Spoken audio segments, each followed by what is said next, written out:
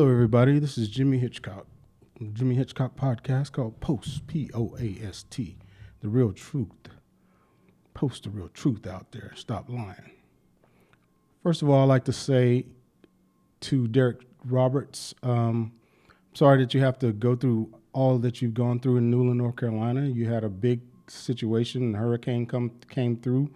It's right after you got COVID and almost died. So you've had some things that you've had to deal with over the last few months that are incredible. But I'm wishing you the best of luck and praying that everything turns out well in Newland and in the mountains, and hope everything that you do up there is very productive, and that you don't have a lot of red tape and a lot of hills to climb because of FEMA. Hopefully everything gets accomplished up there, and that the people up in Newland, North Carolina are compensated the way they should be. And but sorry you can't be here to to do this podcast. It's the day before the election. I'm sure that this is something that you would love to talk about, but I'm gonna have to do it on my own today because it's not Hitch and Trip. It's just Hitch, but it's really Hitch and Trip in spirit. All right. So, but I wanted to talk about a little bit of things. I've been kind of going back and forth with some people on Facebook and having these discussions about some of these political discussions, and just going back and forth. And I wanted to talk about a little bit why I had a lot of discontent. If you looked at some of my podcasts or any of my podcasts earlier, you saw that I wanted the Democratic Party to pick Gavin Newsom or Josh Shapiro, okay, or the both. You know, I wanted them to go that way, or pick one of those, Josh Shapiro or Gavin Newsom, and go at Wes Moore. And the reason why I wanted that to happen is because I just didn't want Kamala. And the reason why I didn't want Kamala is because her history has been horrible as a political candidate, especially run for president. It's been good, as you know. I think she was the Attorney General of California. I know she was. I think she was elected, 2007 to 2008, and she went to 2012, and then I think she became a senator after that, and I know for a fact she did after that, and then she was just chosen to run on the Biden ticket as a VP. She had a really, really quick climb to the presidency. And a lot of that quickness didn't come with a lot of vetting. That's just my personal opinion. And people probably would say that's not true, and she was well qualified, which definitely she was well qualified. But when I say vetting, I just don't think she had to go through the trenches a lot until the run of presidency in 2020 against Biden. And Biden came out of that. And Biden, to me, wasn't a very good candidate. It's just that the people of South Carolina jumped behind Biden, and it was mostly the black people jumped behind Biden and propelled him to the presidency. I don't think that Biden would have won either had the African American vote. We didn't jump behind Biden and propel him to the nomination. So I thought that whole cast of characters that the Democrats were putting up, the Democrat Party was putting up, they were pretty weak. And of those weak candidates, I thought Kamala was the weakest. And that's not saying anything about I'm not sexist. That's not saying anything about a woman. I just thought she performed the weakest out of most all the candidates. Okay. So I didn't think that she had a chance in hell against Donald Trump. Here's why. And let's just focus on Donald Trump right now. Donald Trump caused an insurrection on January 6th, right? He caused an insurrection. He called people to the Capitol. the biggest thing that I was thinking about was the enormous amount of people that were there. Okay, the enormous amount of people that were there on call for Donald Trump. That was an amazing amount of people. Okay, so that's the first thing. So that was kind of alarming to me.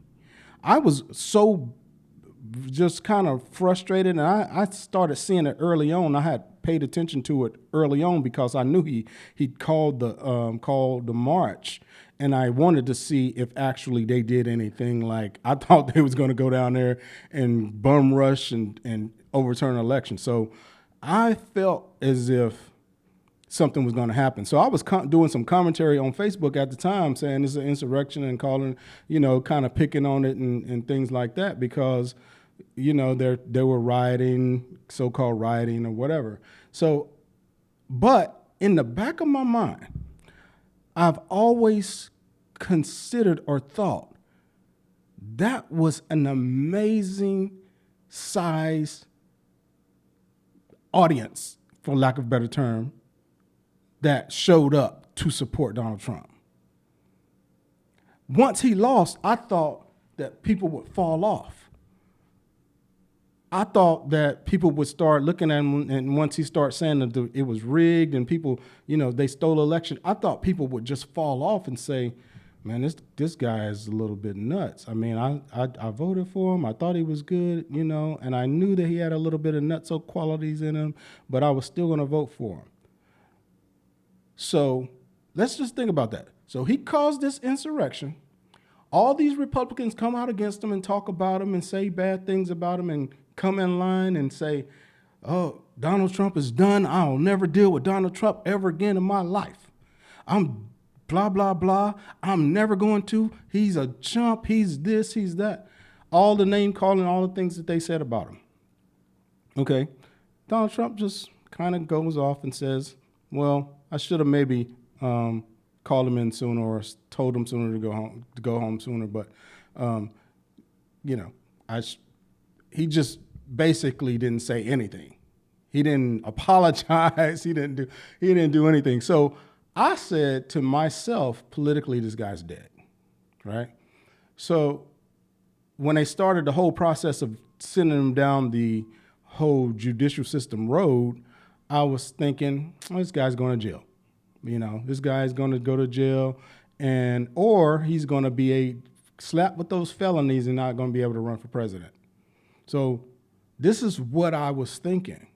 And I'm sure a lot of other people were probably thinking the same thing.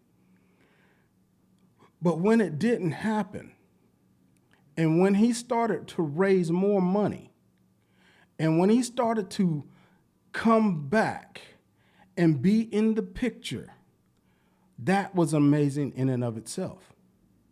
So I'm a Democratic strategist, and I'm thinking to myself, if I'm a Democratic strategist, I'm thinking, wow, this guy just kind of beat these charges a little. He's not going to do a day in jail probably, or this is going to go way past time of the election before he's sentenced. So we may have to deal with this guy. Okay. Now, if I'm a Democratic strategist, I'm thinking this also. He just brought the biggest crowd ever in the history of America to the mall, right? To the DC Mall. He's brought the biggest crowd in the history of America to the DC Mall, right? So you have to start thinking this is the biggest political movement in the history of American politics. That's what you have to start thinking if you're a Democratic strategist. So you're trying to say or put people in place that you're going to put up against this guy because you know that he's going to be on the ticket. You know somehow this guy's going to make it to the ticket because he's dispatched of everything else. He didn't even show up for the debate, right? You got Nikki Haley and Ron DeSantis, and they talking about how they were going to take his place and everything, and people were jumping up behind Nikki Haley and putting money behind Nikki Haley and putting money behind Ron DeSantis, and you saw that Ron DeSantis, he was not even he didn't have any type of personality whatsoever. And people are used to the Trump personality and how much he makes people laugh and how much, he just say what's on his mind, right? He talks like a lay person. He talks like somebody that you just having a conversation with at the grocery store, right? So, and then that guy might start talking about, immigrants coming into town, and he may say the same thing that a person in that conversation would say. So this guy has that type of character, or he's that type of guy that he just relates to the person at the grocery store, even though he probably hadn't shopped at the grocery store in about 40 years. But he has that personality. I'm not saying that that's what he is. I'm saying he has that personality. Okay, so the magnetism is there. He has a magnetic personality. He draws people to him.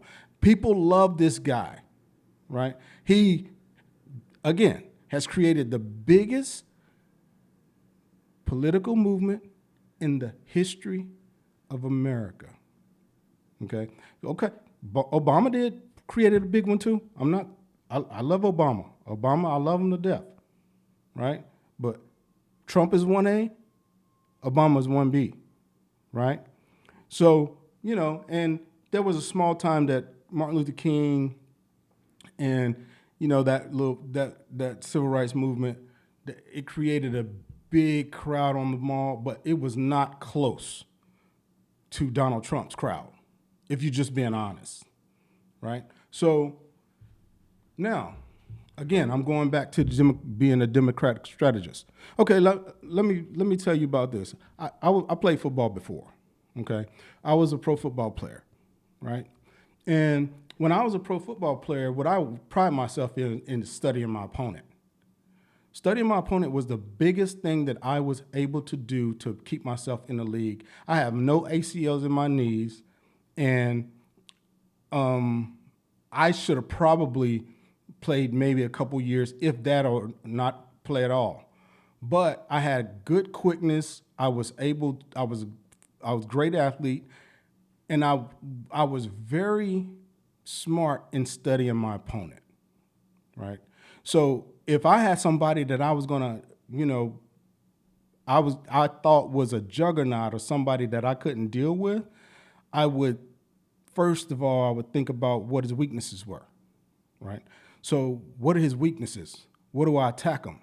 If he wasn't able to get off the jam, I'd get up in his face, right? If he could deal with that and he was a grabber and kind of would toss you off, they're not going to call that. Well, I would probably back up and use my quickness against him, go about 7 yards, and give him some space, and I would deal with him from there, right?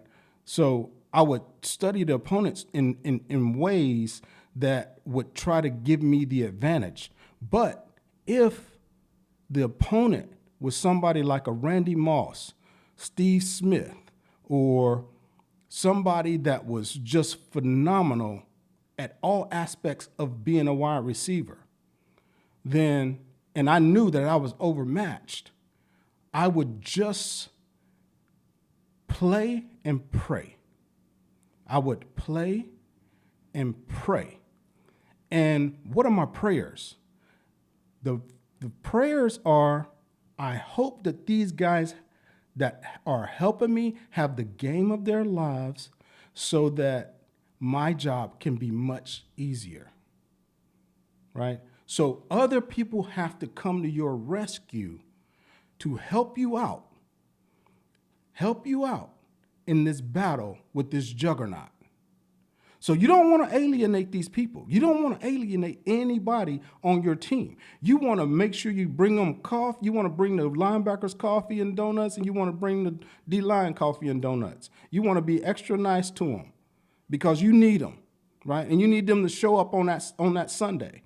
You need them to show up. Just like on election day, you need people to show up, and you don't need to alienate people like the Christians or black males. But we're not even going to talk about that. We're going to stick with Donald Trump. Just from a strategist position and what somebody's thinking, we're just going to stay with Donald Trump. Okay? So, Donald Trump didn't show up to the debate. He didn't show up. right? He said, I don't need to show up. I'm a dispatch of these candidates, and he give them nicknames, and sooner or later they fall off.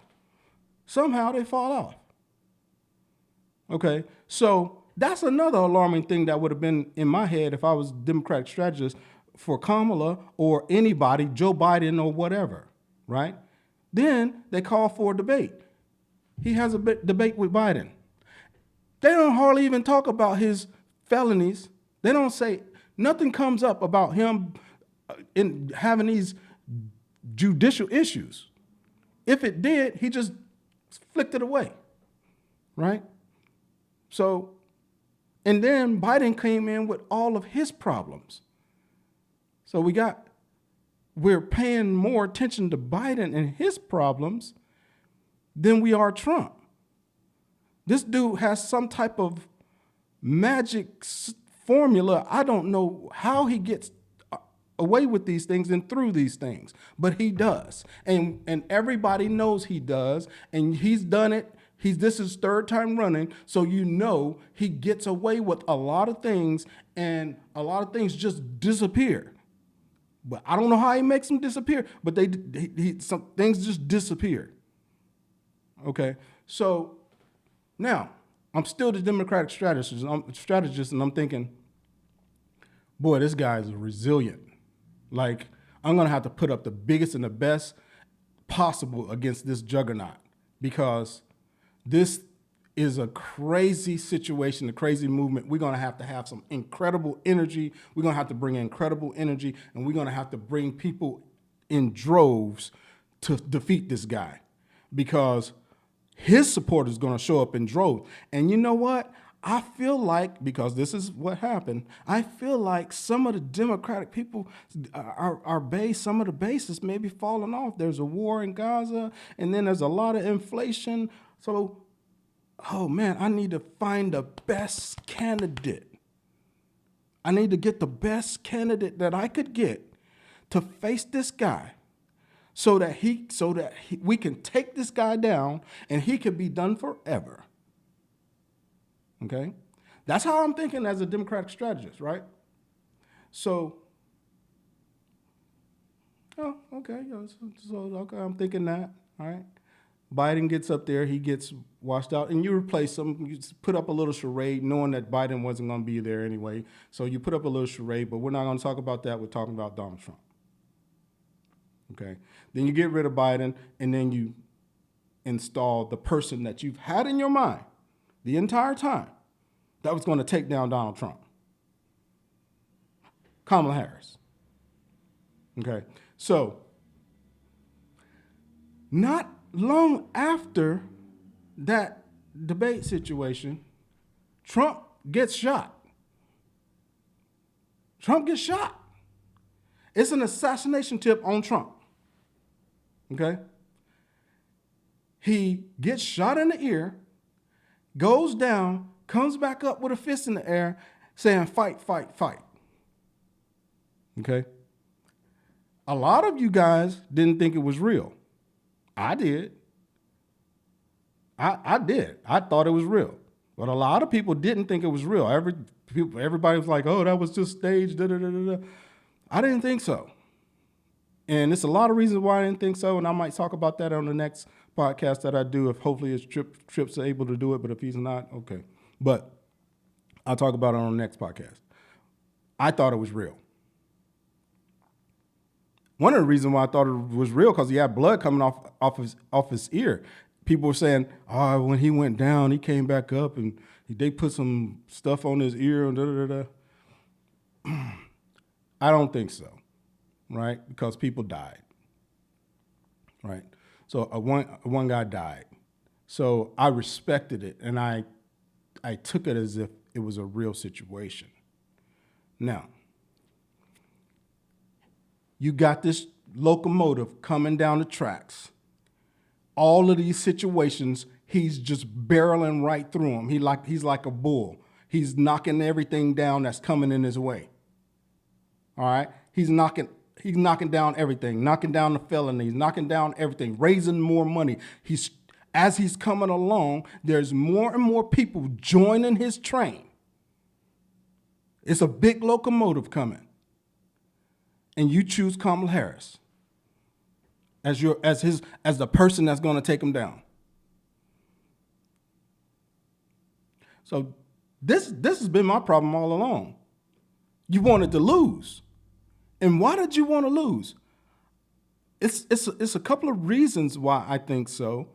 I think that the sheer money situation, because Kamala's going to spend over $1 billion on this campaign, over $1 billion. Do you know what people can do with $1 billion? You know what you can do with $1 billion in America? Over $1 billion is going to be spent by Kamala in his campaign, right? So what do I think? I think you couldn't resist the money. I think you just couldn't resist how much money you could raise off Kamala.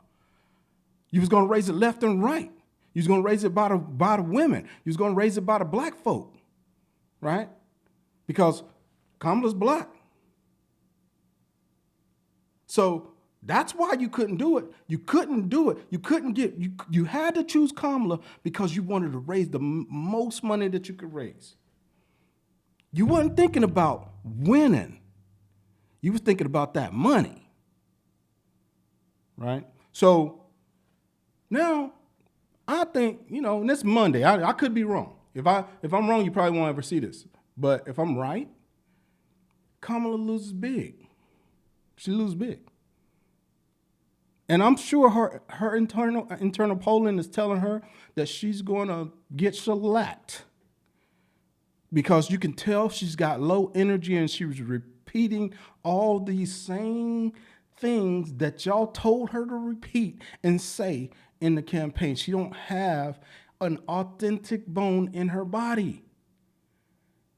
Authenticity is everything now, if you didn't notice. Like, the internet exposes everything and everybody.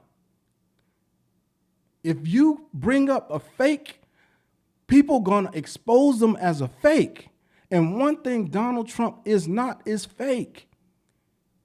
Now, what's gonna happen here?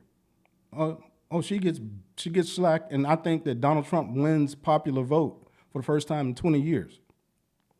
I really don't count that one with John Kerry, because there were some things there. I'm kind of a conspiracy theorist, but anyway, even if that, it would be 88. But it's been 20 years since the popular vote has been won by the Republican Party. Now, you made the mistake of putting her out there. And I don't think you is Obama. I don't think that's who put her out there. I'm a conspiracy theorist in some aspects. I'm not a conspiracy theorist for all the conspiracies that come down the pike. I'm not QAnon, as Terry Billups would call me on Facebook. I'm not a QAnon type of individual. But Kamala with the phone by her ear, on speakerphone, saying, "Oh yeah, hey, Mr. Obama, so thank you so much. Thank you so much." Right? So I think that was AI. I said that early on. I think it was AI, because the powers that be wanted her in place so she can go to the wars that they wanted to. They could control her. They can't control Trump. They don't know what the hell Trump's going to do every 2 minutes, let alone know what he's going to do over a 4-year period of time. So they knew they could control Kamala. So if Kamala put an AI on that phone situation, the Obamas would have had to come to the rescue regardless, even if they didn't want her, which I feel like they didn't, because this is a historic moment. A black female she's going to be the president of the United States. Why wouldn't they have a big gala, a situation where there's media attention all the way around. Why wouldn't they? You're gonna just do it over the phone while she's like running down the street or something crazy? I just don't understand. So this is what my problem has been. You put in front of the black folks a candidate that was black just to rile up and stir up these feelings and emotions and attach the candidate to us emotionally, but not give any ideas. There were no ideas. You were only well versed in Donald Trump things. You had every answer that you could gather in your mind about Donald Trump, but you had no ideas.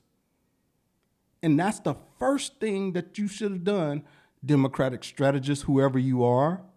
The first thing you should have done is told Kamala, don't mention Donald Trump. Don't say his name. Say that guy. Say the person I'm my opponent. Say something other than Donald Trump. But you're going to talk about what you're going to do for the country. You're not going to talk about Donald Trump because he gets news media all the time. They demonize him all the time. Do not demonize this guy because there are other people that demonize him. Talk about you. Talk about your issues. Talk about what you're going to do for America. Don't you talk about Donald Trump. That's what I would have been telling you. Don't you talk about Donald Trump. Now, what's going to happen now is Donald Trump going to wipe the floor with the Democratic Party. Democrat is like pretty much going to be dead for a couple of years. And, you know, I don't know what the black male vote is going to do, but, you know, men don't really vote early. You know, I'm voting tomorrow. I'm voting on election day. We got things to do. We got to work, right? So some people have voted, but we got things to do. So when I vote, I'm not going to vote for either one of candidates on the top of the ticket. I'm going to write in a candidate. Her name is Michelle Lisa Thomas, and she went to UNC with me. And if she was running, she probably would have beat both of these people. I know she would have been a better candidate. I know she would have got better and better and better as the campaign went on, and Kamala got worse. Kamala got worse and worse. She never got better. She never was able to say anything extemporaneously off the top of her head about any issue. It had to be scripted. She was robotic. And she had no time did she garner any type of energy that was not manufactured. Yeah, the beginning, oh yeah, Kamala, yeah, they got the black girl, oh, we gonna dance, we gonna do all this, and we gonna twerk, oh yeah, we got this, we got one, yeah. She the Greek, she a Greek, oh yeah, we got one. No. I said this on my podcast 4 months ago. If they choose Kamala, they're going to come out in droves to vote against her because she's just not a good candidate. You should have chosen either Josh Shapiro or Gavin Newsom, and the media, just like they made Kamala a little bit moderate, they would have made Gavin Newsom a little bit moderate. So, what do you do from here? I don't know what you do, but if you want to get some black men back into your camp, I can do it. I can help you, for a little small fee. But I don't think you win for a long time. I don't. Not the way you're going about it.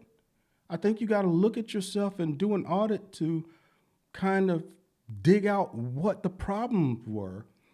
And the problems wasn't black males left you because black males are dumb, like what y'all gonna say, or how you just like at the last minute you came to black males and said, hey, we're gonna give you some weed, like less weed criminality.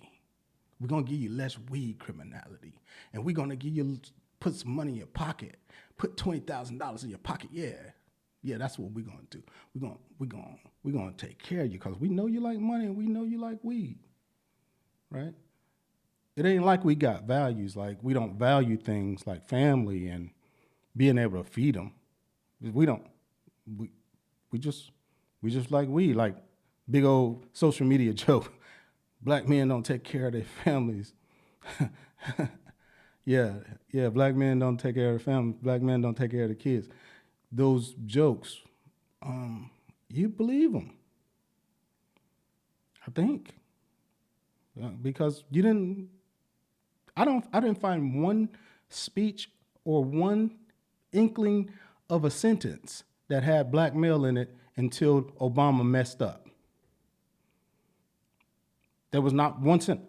I searched YouTube almost 2 weeks searching for Kamala says black male. Oh, Biden says black male anything. Nothing until Obama messed up. So we not we anymore because I went independent 2 years ago. So I'm it's independent on my voter registration.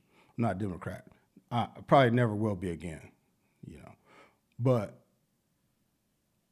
what we can do is take it to the center a little bit, take a little bit left of center. Go back to the old, let's go back to the Obama days and that type of Democrat. Let's take it back. Some things you got to take back. You say you want to go back with Trump. No, you probably didn't, but you want to go back to the old Democrat because the old Democrat is going to be a better route because black men are a little bit more socially conservative than the backpack wearing blue haired girl from Vassar College. That's just the facts. Okay. So I wanted to say that I hope I didn't offend anyone. If I did, it is what it is. It's just the truth. Sometimes truth just not very popular. Okay. Jimmy Hitchcock, Post TRT. Peace.